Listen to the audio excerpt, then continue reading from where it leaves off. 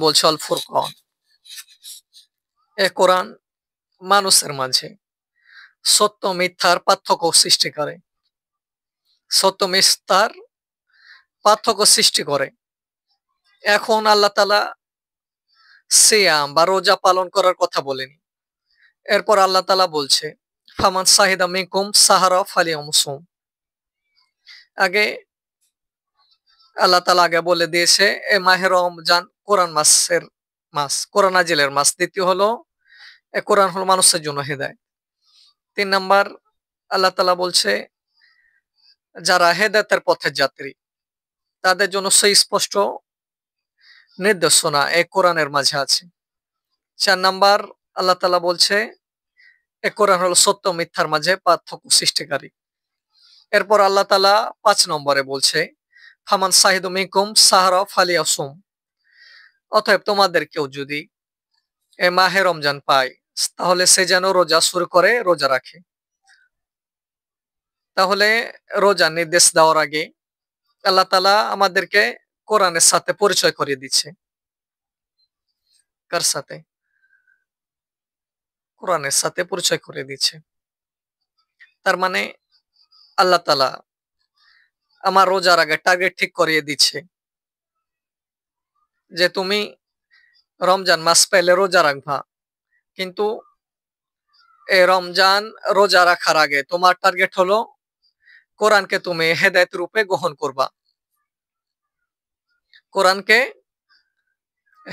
হেদায়েত হিসাবে গ্রহণ করবা কোরআনকে।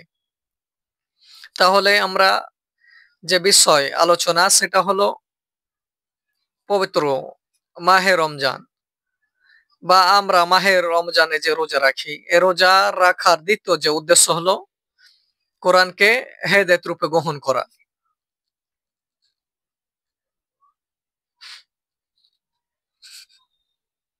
তাহলে পবিত্র মাহে রমজানে আমরা যে রোজা রাখি, এ রোজা রাখার দ্বিতীয় উদ্দেশ্য হলো কোরআনকে হেদায়েত রূপে গ্রহণ করা। শুধু সাহারি খাওয়া, এরপরে খানা পিনা ছেড়ে দেওয়া আর ইফতারি করা, এটা হলো সিয়াম পালন করা। সিয়াম পালন করব কেন? এটা একটা বিশেষ বা বিশাল টার্গেট হলো পবিত্র কোরআনকে হেদায়েত রূপে গ্রহণ করা। কোরআন আমার জন্য হেদায়েত কিনা, এর জন্য ৩টা বিষয় আমার ভেতর আছে কিনা দেখতে হবে। বা এটা কোনো বয়ান না, এটা কোরআন যদি কেউ হেদায়েত না বানায় তাহলে সে ঈমানদার না, তাহলে সে জান্নাতি না। এটা ক্লিয়ার, এর ভেতর কোনো সন্দেহ। তাহলে কোরআনকে হেদায়েত আমাকে বানাতে হবে যদি আমি নিজেকে জান্নাতি বানাতে চাই। যদি আমি নিজেকে জাহান্নাম থেকে মুক্ত করতে চাই তাহলে কোরআনকে হেদায়েত বানাতে হবে। যদি আমার পরিচয় ঈমানদারদের কাতারে আল্লাহর সামনে স্থির করতে চাই তাহলে কোরআনকে হেদায়েত বানাতে হবে। এখন আমি যদি সারা জীবন কথা শুনলাম যে কোরআন হলো মানুষের জন্য হেদায়েত, কারণ পবিত্র কোরআনের প্রথম আয়াতে সূরা বাকারাতে আল্লাহ তাআলা এই কথা বলছে হুদাল্লিল মুত্তাকিন। কোরআন হলো মুত্তাকিনদের জন্য। কিন্তু আমার আছে কিনা, কোরআনকে আমি হেদায়েতের রূপে গ্রহণ করতে পারছি কিনা,